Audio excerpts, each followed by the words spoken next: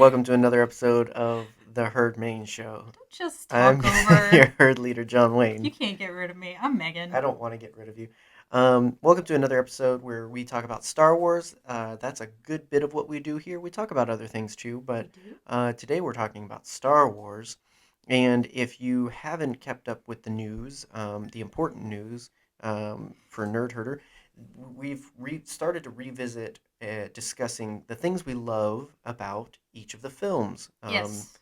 We did this forever ago when we were a wee babby podcast, and we We wanted thought to, everything had to be a list. yeah, well, and yeah, so we wanted to revisit that, take some time to celebrate and talk about what we love. Not a people just not a lot of people just talk about what they love and enjoy and all of that stuff. It's usually all about I love this, so I'm gonna go hate that, and yeah, we want to just make some room to talk about the good things of each of the movies because we think that all of them are good. Yeah. That's a controversial take on Star Wars Twitter, but you can have it if you choose. If you choose to be happy, you can. So anyway, so yeah, last week we discussed the Phantom Menace uh, twice. Yeah, we did. Listen, man, we have a lot to say about that movie. Yeah, well, and it threw off our groove. Like we had another episode that was supposed to get out, and then because of the re-recording that we did, we explained it in that episode. So listen to that. Also, just listen to that for the sake of talking about our favorite Star Wars movie and how we came to that opinion and all of that stuff. But Yeah. yeah, it just threw off the groove, and I feel bad for it. But at the same time, I'm glad because we got a good episode out of it and a good side conversation. That was the weird thing. We did something we've never done where normally if we don't like something we just redo it or just trash it or whatever, but sometimes in the bad there's a little bit of good. So we did a two first. Technically there were still two episodes, but I don't Yeah. feel as good about it because we were supposed to talk about Godzilla and I'm sad. But Aw, honey. We can we'll we can do a Godzilla we episode. we will get there. Surprisingly, we have a lot already filled on our calendar, so there will be room for Godzilla somewhere eventually. But nonetheless, it did not throw off our plans for Mortal Kombat. So next week we will be talking Mortal Kombat, as well as it's going to be a double feature of Nerdyverse because it's going to be Mortal Kombat and it's going to be Bird and Bucky. So we're gonna finally get to talk about that. Falcon and the Winter Soldier. They know what I'm talking about. Yes, they do. So the same way we did with our WandaVision, we're just waiting for it to end, and we're possibly even waiting for the behind the scenes. The WandaVision one didn't add as much. It was still enjoyable. So I Oh mean, yeah. it just depends on how we're feeling that week. But yeah, it's going to be a double dose of Nerdyverse next week, just because of that, because there's so many good things happening, and then you know, lots more to come. So. Yes. But anyway, yeah, with Star Wars, we wanted to revisit that not because we feel anything significantly has changed in our opinions. I mean, you talked about how from your first early opinions of the Phantom Menace to now have significantly changed, but Yes. overall, most people's idea of what we think about Star Wars hasn't changed that much. Listen, man, we just like Star Wars. Right. So I think it's more so just to revisit that and maybe talk about other things and new things and just in general what we love about these movies. And again, it's all big idea wrapped up in wanting to just celebrate the good of Star Wars. It's hard to find that out there. It's hard to find people that genuinely just do that. And we're not saying we're perfect because we're doing this series or anything. It's just motivated by the fact that not a lot of people just talk about what they like about Star Wars. It's always a debating and all this other stuff. And you can like one and like the other, and you can like all of them or some of them or whatever. So Yeah. that's really the heart behind this is just talking about what we love about each of them, Yeah. whatever that may be. And I did a stupid. So you're gonna have to help me out. Oh no. We're using my phone as part of recording, and I was gonna have Twitter pulled up Oh because I asked folks no. for their opinions on Attack of the Clones. So you'll have to pull that up. We'll save that for later and use that. But yeah, we put it out there on Twitter, asked you to say something nice about this movie, and some people had a lot of things to say, and it was nice. We're gonna do this for all of the ones moving forward. So there's our plug. You should follow us on Twitter and Yes, well, you should. Twitter and Instagram Watch and me Facebook, watch me hold my phone 2 inches from my face as I try to read Twitter right? desperately. So but yeah, so we talked about the Phantom Menace last week.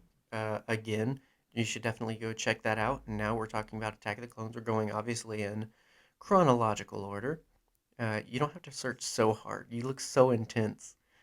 I'm just trying to read, man. Okay, I Do you have need me to do it? incredibly bad eyesight, and I'm also Do dyslexic. you So need me to do it? no, I got Do you need it. me to do it? I got Okay. it. Do you need me to do it? No, Did you find it? I found it. Okay. I'm gonna have it Save open. that for later. Put a pin in that. Put. Don't lose it because clearly you can't find things very well right now. I wonder why that is. Yeah. So, but yeah, so we shared, or we said last week in talking about the Phantom Menace, kind of sideways and jokingly, of like that a lot of people generally put this at the bottom of their Star Wars list if you're taking all of the Yeah. films into account. And I said that I think that's generally a lot of people's takes. And I really do believe that. And I don't know that I know for me, it's not specific to this is the worst of them all. It's more so that just, I think a lot of people see that the other ones have a lot to offer. But I think when you're comparing egg to egg, it's easy to make that kind of list. It's easy to say, well, this doesn't do as much as this, or this doesn't do as well as that, or Yeah.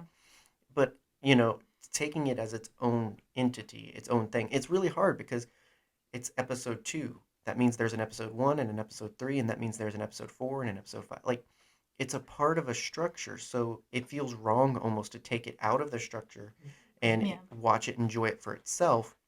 But I feel like it deserves that because, again, when you start doing that comparison game, I mean, maybe it doesn't do as much as other Star Wars movies, but it does do a lot right and a lot well. Yeah, I mean, I'll talk about it a little bit more as we get into it, but this movie does so much for setting up character arcs in Go ahead other and do it. characters. We're not You know what? we're I'm not gonna go we ahead and have do no it. structure, so go ahead and do your thing. I have no structure. I'm a goblin in the wild. I All am right. a gelatinous blob, and I just got sued by D&D. you're my gelatinous cube, baby. Yeah, there you go. I use you to keep my treasures. I will slurp your belongings and your love. That's the sound a gelatinous cube makes, right? Yes. Yeah. All right. Anyway, Also, T-shirt design, building up, please. setting up characters. Yeah. Oh wait, but before you get there, I do want to talk about the most important thing we love. I'm holding my horses. We love people that rate and Oh subscribe my to the gosh. podcast. So if you haven't, whatever your platform, Apple, Spotify, YouTube, whatever you like listening and digesting us on, make sure you tell us you like it because we like when you do that. And stars, Yeah. reviews, share, whatever it looks like, tell people and tell us you love it. And Fondle that like button. yeah, just fondle it. Just get nice and cozy with that like button. I have Anyway, regrets in my life. Yes. back to you. So, whew. Yeah. Okay. Yeah, I got it. Yep. So this movie does so much for setting up the character of Leia through Padme. Mm. Like you see so much of the attributes of Leia's character come up from Padme, even though she never met her mother, supposedly. I do believe that line in Return of the Jedi. thank you. Or Revenge of the Jedi. I was almost still right. You're right all the time, baby. Oh, no. I do believe that was like a force thing. I Yeah, think absolutely. like she saw memories of her mother through other people. Yeah, and I think that's one of those things, like like you can justify it if you want to, but if you also want to nitpick it, you Hmm. can be a Richard about it. It's not that big of a deal. Let it be a nice moment. Um, I do, yeah, I agree. This film has the benefit of having a strong character established like Leia and being able to retroactively genetically explain her Hmm. through where she gets a lot of her characteristics that a lot of people, especially girls and women, are attracted to Hmm. in terms of empowerment and leadership and all of that stuff. I mean, they really not that. I used to think that they took a boring version of Padme and made her more interesting, but in reality, she's strong and unique in both instances in different ways. And Absolutely. I think we even mentioned, like Queen Shadow and all that last week. But like E.K. Johnson's really been able to tease that out of like it's the same Padme, it's the same characteristics, it's different settings. Yes. And so the same strong, powerful female that she was in The Phantom Menace is the same she is here. If anything, yes, she does get more time to shine, but it's just a different setting that we're seeing it all in. And Exactly. and like you said, it does it builds into eventually who we'll see Leia be, and we see that like it that weird idea of destiny and everything. Like you were always intended to be that. You were not raised by your mom, but you still turned out to be someone your mom would be proud of, and Hmm. that it's a really awesome thing. So yeah, I Yeah. agree. And also, um, some of Luke's whiny tendencies probably came from Anakin too. Yeah. Yeah, I mean, I have to, and I always play devil's advocate for this. I don't have a problem with the whiny. I like Listen, man, even teasing it. he was a teenager. I don't have an issue with it. Like it's very relatable dialogue to a point, especially Anakin here Hmm. in this movie. I can relate to a lot of that. I mean, and you also think he doesn't get the chance to vent and have that healthy processing time with his emotions. So when he gets someone he feels like he can trust, that he can open up to, yeah, it's just gonna sound like garbage because that's he hasn't put it into eloquent terms and all this. Like, no, this is my feelings, and I'm just throwing it at you, and Yeah, it just sounds like what it sounds like. I don't. If anything, I just think it's true to the character. absolutely. And like, you know what, Anakin and all the other Jedi's in this era, please just play the go to therapy game. Right. It's a fun game. You'll love it. Yeah. You know what? You get to play games like let me toss my feelings at the wall, see what sticks. Hmm. Like it's a great time. Well, and it's also like it's very similar to that like Hagrid feel of like I shouldn't have said that. Like it's the things you say Yeah. in the heat, and you're just like Whoops. that was a little harsh. I maybe don't like every a lot of what he says and does in this film isn't 100% his stance or opinion or anything. It's just again, it's that very raw feeling that just comes out, and it's just Yeah. like, does he hate Obi-Wan? No. I mean, he even says in a lot, like, don't get me wrong, I'm grateful, but I feel this, and it's like it's clearly this wrestling that he's having of like, I do love this guy, but like, I feel like he doesn't get me. I feel like he doesn't understand, Hmm. and so I don't think it's meant to be taken as a this is my entire opinion about everything in the world. I think again, it's just that very raw, open. I put it out there, and then afterwards he's like, I wonder if that was a little too much. I wonder if maybe I shouldn't have said that. Anakin. Where's the edit button on this? Anakin has ADHD. I I'm calling it. probably Like, I wouldn't be surprised, honestly. because oversharing is a big thing. Yeah. You know. So yeah, I mean, good start so far. Like, Thank and this is what I like you. about the no structure to these kinds of things because it just allows for whatever comes up. This is the good side of it. The bad side was the first Phantom Menace episode we did, where it's just like we just had Word no barf. thing. Well, I mean, essentially what Anakin does. Yeah, it's just like this one thing I'm going to talk about forever, and then I'm going to realize I have no episode left, and it's just like, anyway. And like I love the scene where they just got to Naboo and they go to the Queen's office, I guess. Hmm. And they're I talking about the security detail, and he basically goes, "Well, excuse me, princess." I love that that is just a section in the actual palace that they put a desk and some chairs in. Like when you see it in wide shot, like the first shot you see it in the Phantom Menace, where you've got the Queen and all that other stuff. It looks nice because it's a tight shot. Yeah. But then here we see a very wide shot, and it's like that's a big room for just one desk, And bro. also, her chair is so far away from the desk. Yeah, It's so uncomfortable. it's just Like, it's so funny. how? Like it's clear, it looks good. It does. It's just it's such a funny thing. It makes me giggle. But yeah, I like that. And it it portrays his struggle through this film is adequacy, like or feeling really more inadequate. It's this idea of feeling like he has to prove himself really to himself. Mhm.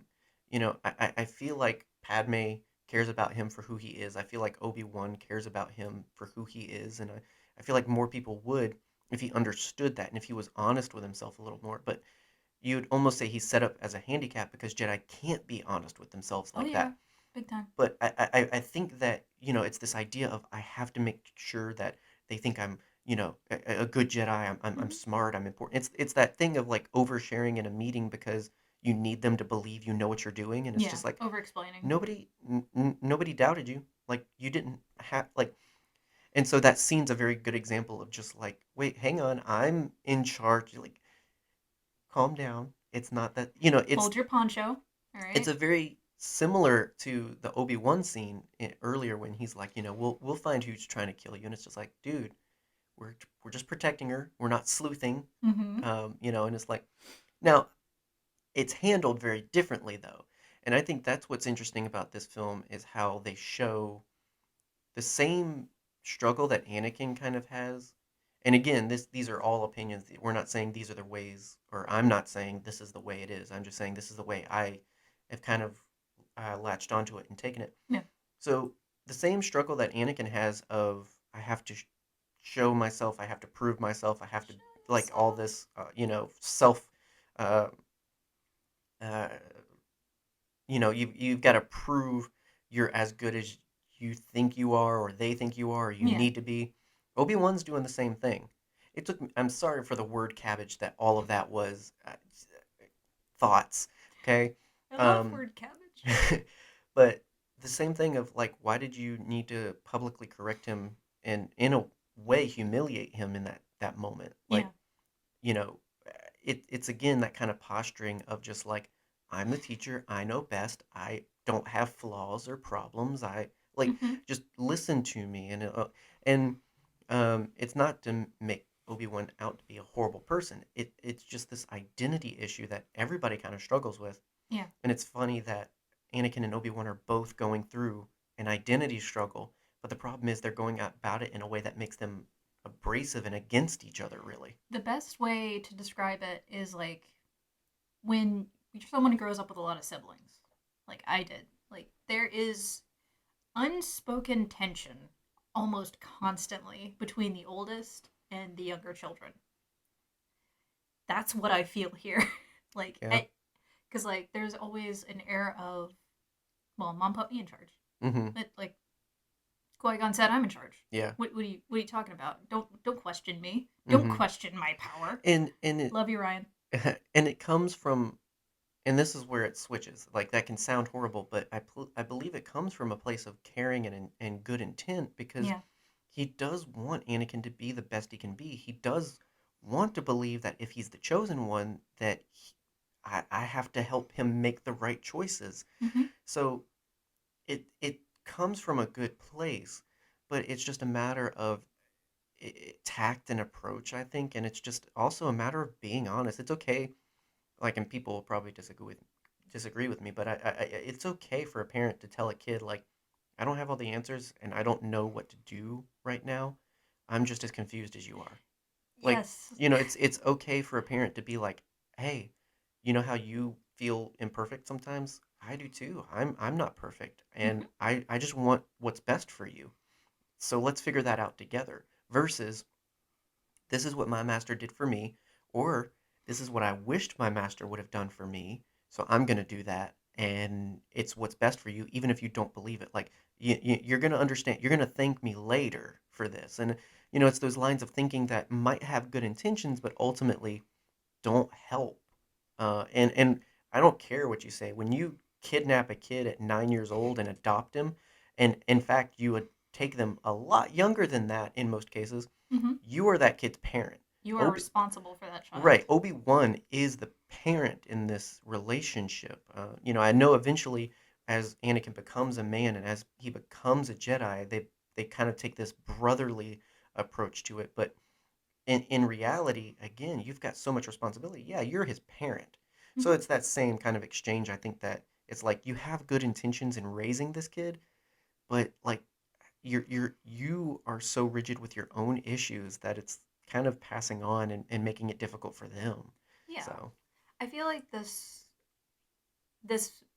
movie also does a fantastic job of showing in what a state of arrested development Anakin is. mm, Like, dude went from, having a mom, just living his life up to that point, knowing that, oh, these emotions are okay. Like I always have my mom to latch on to. Oop, I hit the mic. And to tell me everything's going to be okay. I Hmm. can seek her for comfort. To moving to a school in space where he's told, no, no, no, no, no, no, no, no, no. Emotions are Just bad. don't feel. If you need comfort, you need to pray about it, basically. Right. Well, I mean, even I think of, and it's taken a different turn having my own relationship with grief and all of that other stuff. The scene where it's like, you don't sleep well anymore, and Yeah. it's like, yeah, like it's because of my mom, and it's just like, oh, dreams pass. Like that That's is a not, bad thing to say. that's not advice. That's not, compassion. Like, and it's that though of like that's either what he received or what he how he's come to process. And it's just this idea of passing that on. And it's just like, well, this works for me. This works. It should work for you. And it's just like, it doesn't because this isn't a Jedi thing. Like, No. grief isn't a Jedi thing. It's a human thing. It's a person thing.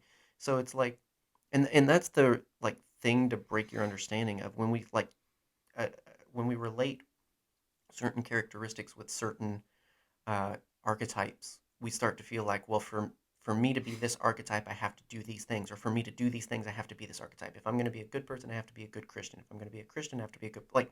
It's like you so link them together that it's just like, okay, you're starting to try and will it into existence, but it's just like this doesn't necessarily mean this, and that doesn't necessarily mean that. Mm-hmm.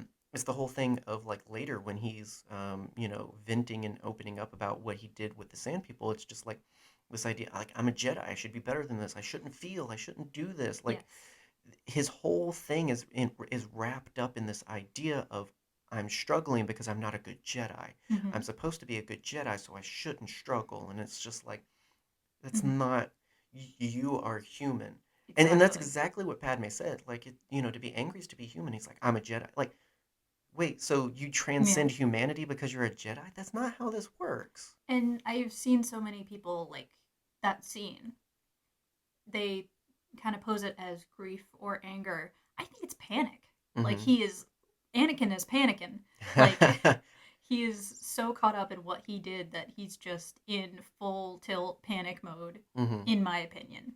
I mean, yeah, I think it's all three. I think that he is in his grief. He did react, Mhm. and for the first time, he was bathed in emotions. Like he felt more in that moment than I think he's ever felt. Mhm. But feeling emotions is not processing emotions. And so Ooh. I think that's what's coming in that moment is he internally he's trying to process, but he's also refusing to process because that's a human thing. And it's just this idea of like it is to be a good human to be a good Jedi, or are they separate? Are they linked? Like it's this weird struggle. Mhm. And And I the boy's doing mental yeah, gymnastics.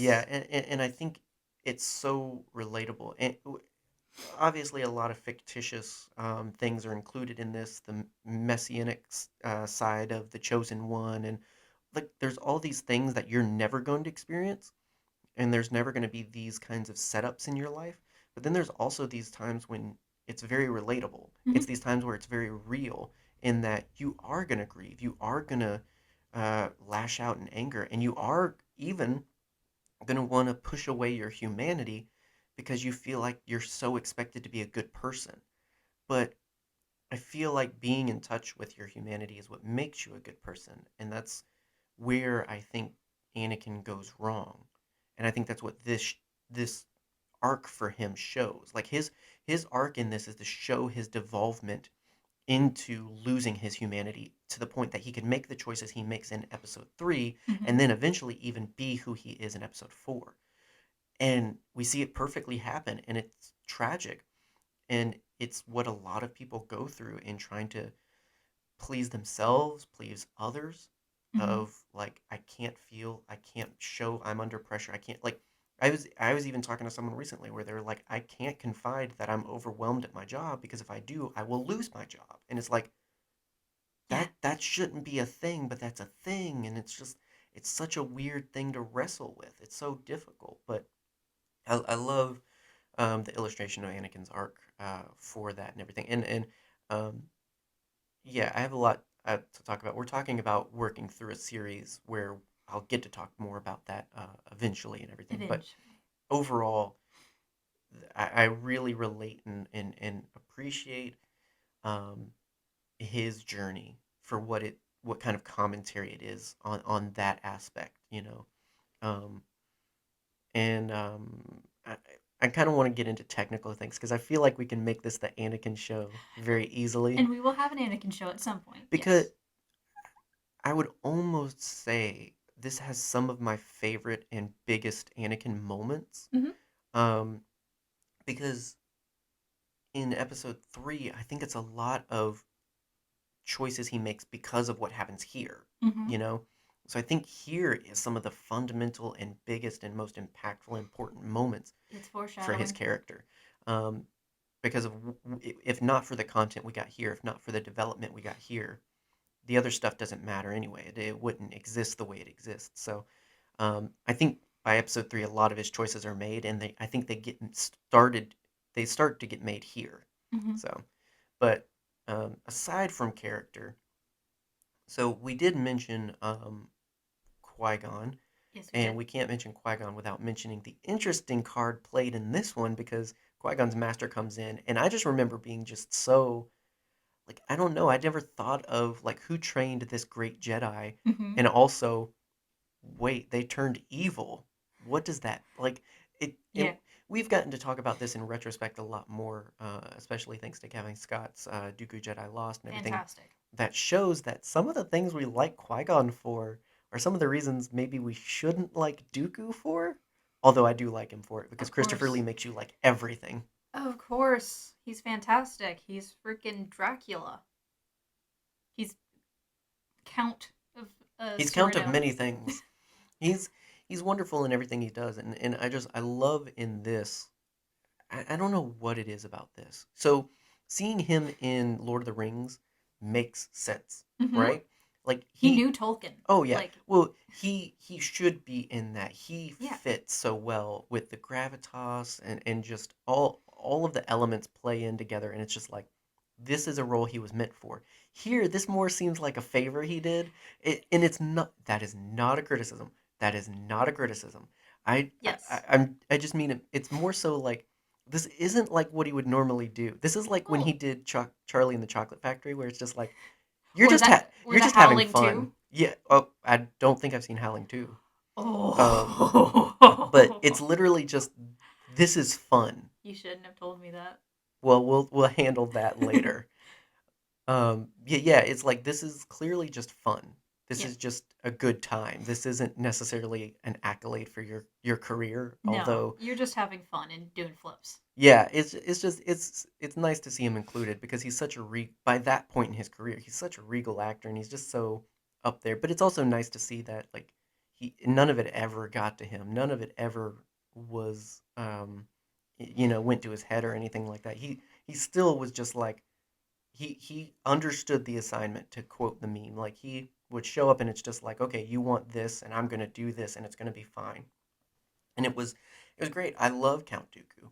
Absolutely. Um, I do hate in film we only get him for the last part of episode 2, and then we only get him for the first few minutes of episode 3. Yeah, things got out of hand there. Yeah. I like a lot of Clone Wars, but overall it's just like I feel like Christopher Lee didn't get enough to establish. Mm-hmm. So I feel like actually really Corey Burton, who did the voice, who's a fantastic voice double for Christopher Lee, Absolutely. also one of the original Transformers, Shockwave. But I don't feel like I feel like he gets more claim to some of the character of Dooku I because he feel got to like that's play him fair. more. He did, Mm-hmm. like he got to really be the character.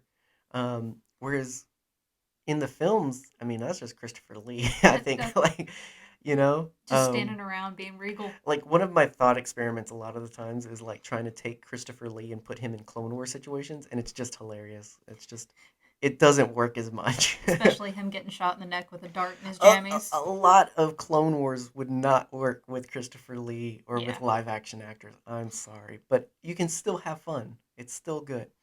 Not a criticism again. It's just fun. Stop criticizing things, John. Right, apparently. Um, but yeah, I liked Count Dooku. I liked his inclusion. I liked the complexity of him being Qui-Gon's master and that whole brief exchange there with Obi-Wan of like, Yeah. Qui-Gon Jinn would never join you. I don't know. I don't know. Would he I join the dark side? No. no.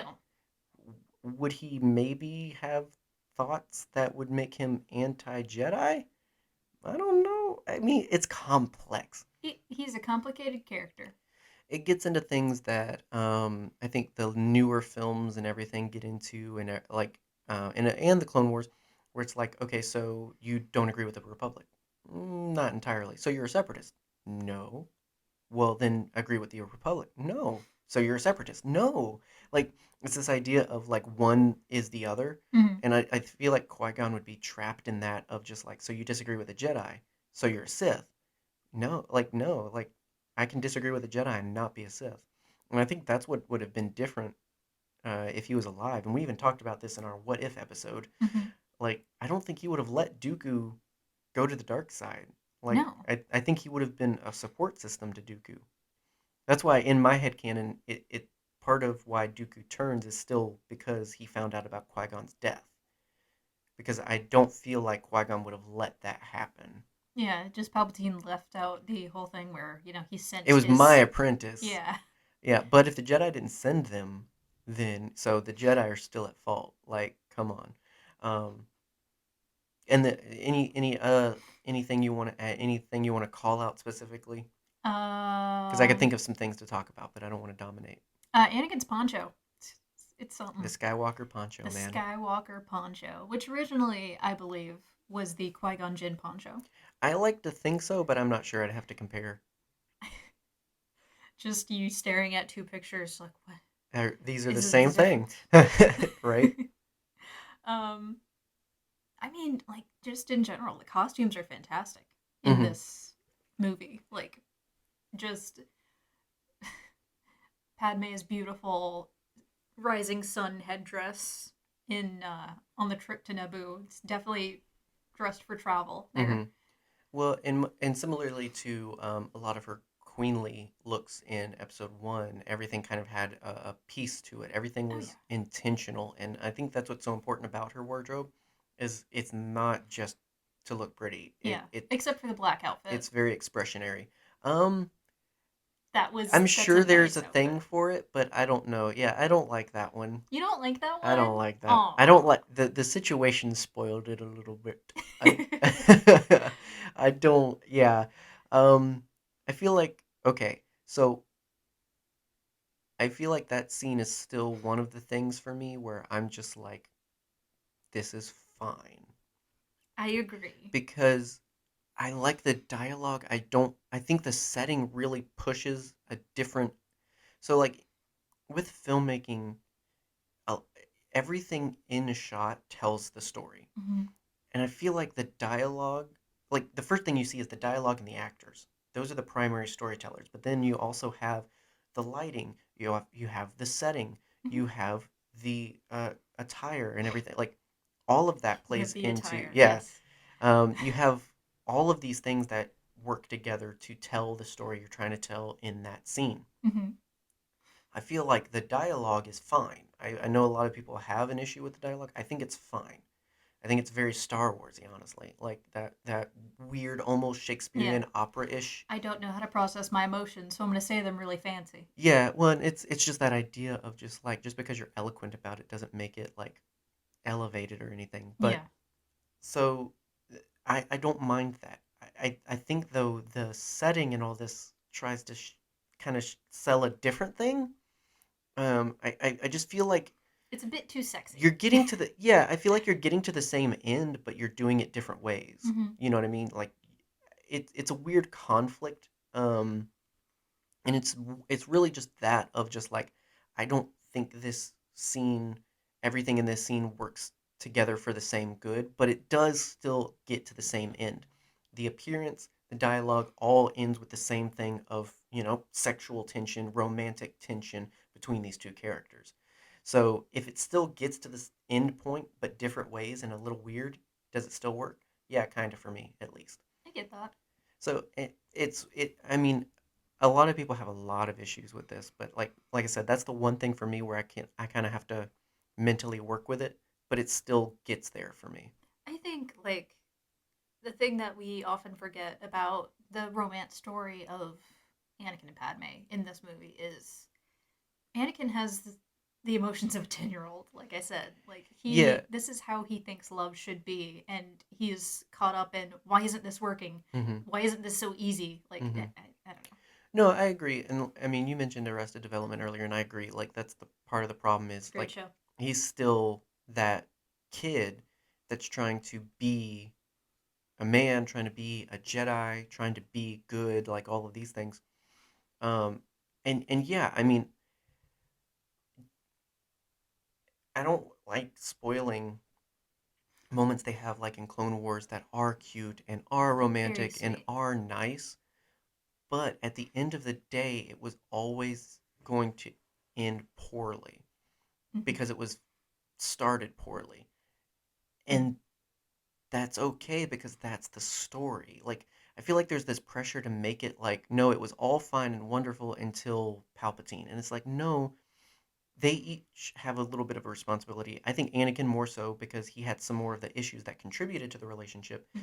But overall, like, no, you can't just blame it on, well, we were in love until that one time and then we got a divorce. And it's like, no, there were contributing factors all throughout, and there's personal responsibility to take, and there's all these other things. Like, you can't just say that one bad day is the reason you Yeah, divorced your wife. people don't just get divorced. Right. So I think it's okay that this has a rocky start. I think it's actually it's what it's meant to be for the story, unfortunately. Hmm. And that's where we kind of have to get into the canon of it of just the destiny. Like, was he always meant to fall? All this, like, was it always going to end poorly? I think what happened it was what was always going to happen. Hmm. It sucks because that means all these, Jedi died and all these other people died and this war started and everything. But at the same time, again, I feel like that what we got was what it was supposed to be. It's weird, like, and it sucks because again, we like to think that it could have gone differently. Like there's this story out there of Star Wars where it all ends happily at Episode 2 because they just fall in love. Yeah. But I think we were always going to get Episode 3. We were always going to get Episode 4 and 5 Yeah. so that we could get Episode 6. We can't have the redemption and the loving story between father and son if we don't have the tragic story of husband and wife. And, so Hmm. I think sometimes it's okay to have a complicated thing like that. Um, Entertainment, Star Wars, all this, that it is escapism and we want it to be idealized versions, but there is still stories to tell. Yeah. And if it's all perfect, then the story of a guy attempting to kill his wife, killing children, and then turning to the dark side doesn't fit as well. But if you take a very traumatized kid with unmanaged emotions who tries to find solace in this romantic relationship only to find that, well, you brought your trauma into this relationship, Hmm. that makes more sense that he could one day kind of pop off. Yeah, that makes a lot more sense. Yet again, let's go to therapy, guys. Right, Just let's just just go go to to therapy. therapy, please. As far as so lots of character stuff to discuss, and that's what's so great about this film. It is so character development heavy, Hmm. and I think that's what's so great about it is whereas most Star Wars are very filled with great moments and like a character development choice, this one is just really thick with just it's all about getting you to understand these characters and understand their choices and all this other stuff. So it's really interesting. Oh, this is the movie that made Boba. But and for moments that are just cool, not necessarily character development, not necessarily deep and philosophical. Yes, we get Boba Fett origins, and we get what would come to be a lot of people's favorite Star Wars content through the creation of clones. So I don't feel like a lot of people give credit where credit is due. That we got Clone Wars because of this. Yes, big We time. we got some of the best Star Wars content, and that's not a dig. I love a lot of content, but who can argue about the majesty of Clone Wars? It's great. It- Here's a question that I have. okay. How do you think Obi-Wan went to Kamino? Like, he found out all of this stuff. Found out that, oh, freaking army was being built for the Republic under everyone's noses hmm from a apparently disgraced Jedi, Cypher Diaz. Like, great, dope.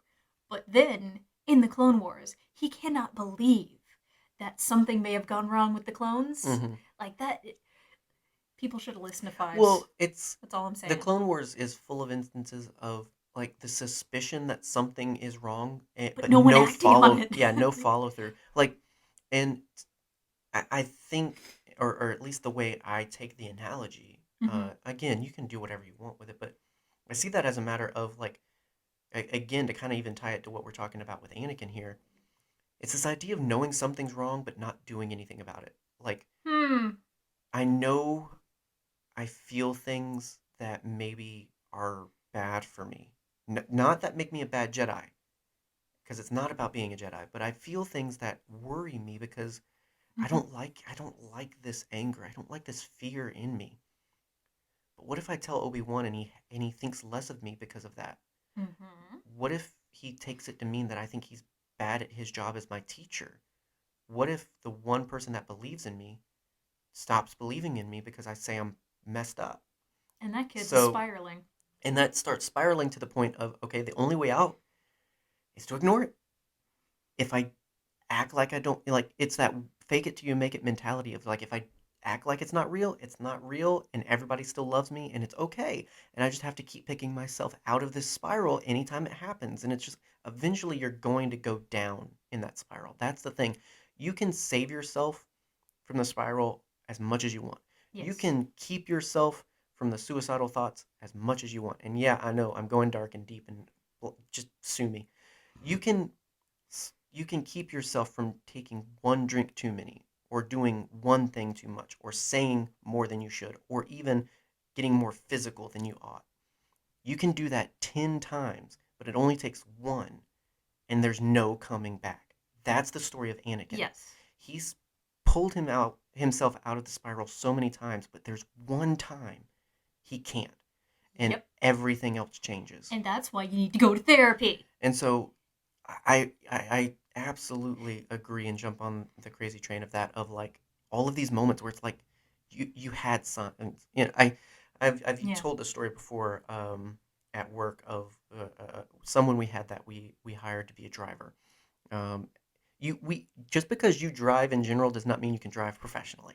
Yes. So yeah, like one day the car breaks down, they call and they're just like, I don't know what happened. Everything went wrong. I can't get this. So we finally get it taken care of. We get it to the shop, blah blah blah, and so ask like, so what happened? What indicators came on and all this other stuff? It's like, I don't know. All I know is all the lights were on when I turned it on and left this morning, and then it just died. And it's like, so you saw all these signals that something was wrong and decided to drive anyway.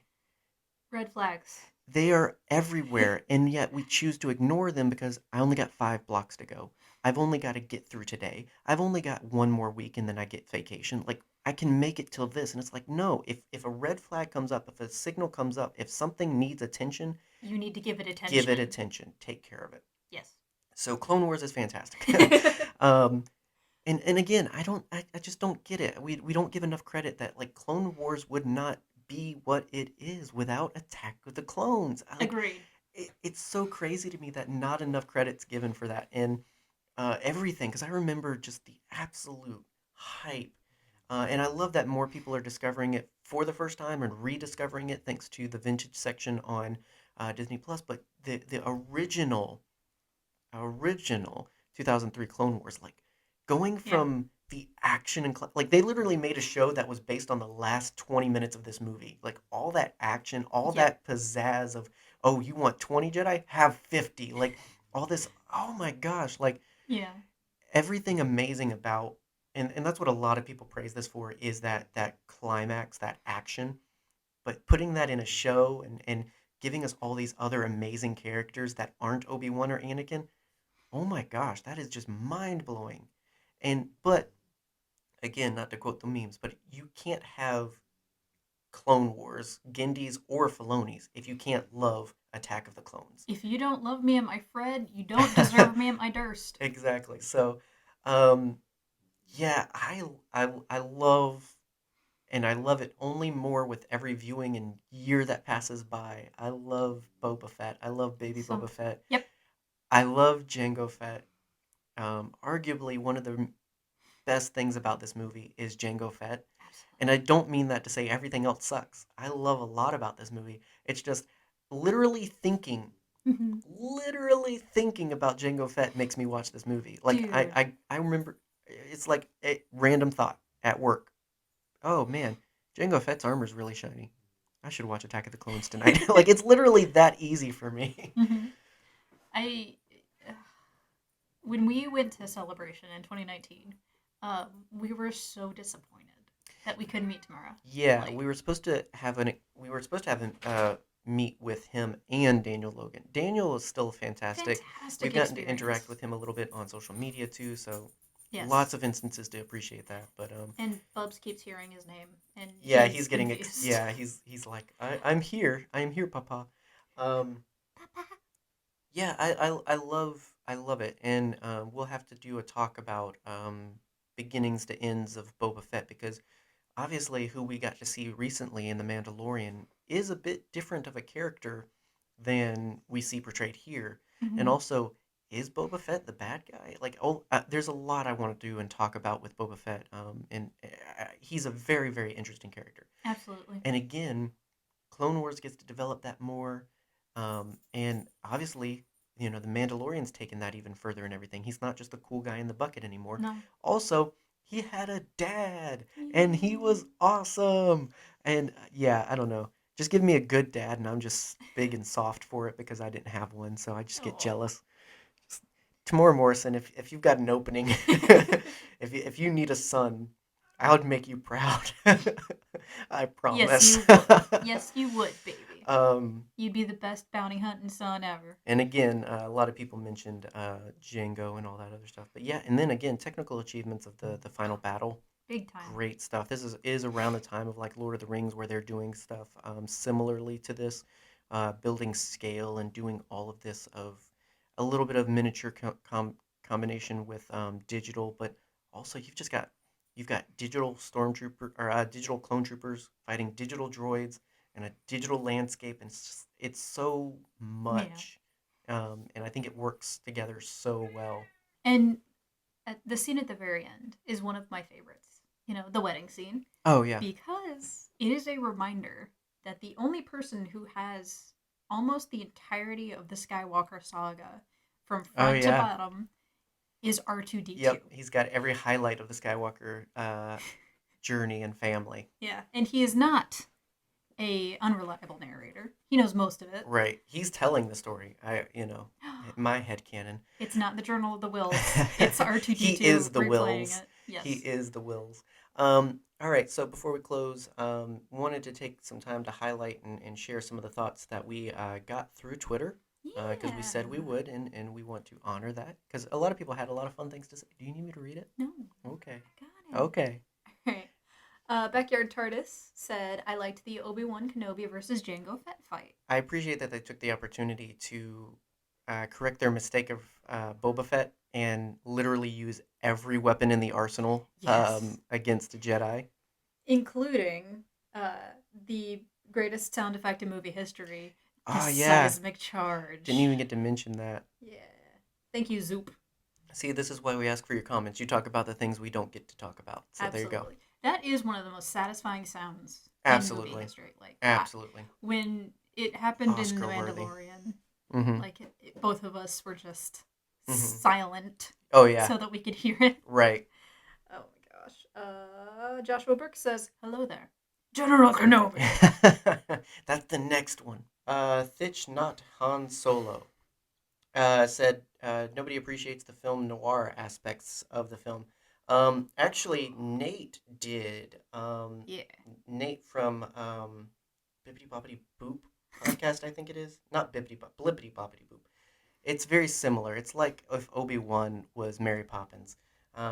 Nate mentioned that actually because and I agree with him, but the Columbo-ishness of all of that and One more thing. like that's just so much of this movie actually when you Yeah. watch it back is it's a lot of just Obi-Wan sleuthing Yeah. and he's doing such a good job. You know what? It's not just Columbo. It's also Murder She Wrote. Well, and again, this set up an aspect of Clone Wars episodes. Many an episode was very similar to this, where it's just that very classic like detective, like because Keeper of the Peace sounds nice, but when you actually have to make up what that job description is, it's Mm-hmm. kind of hard.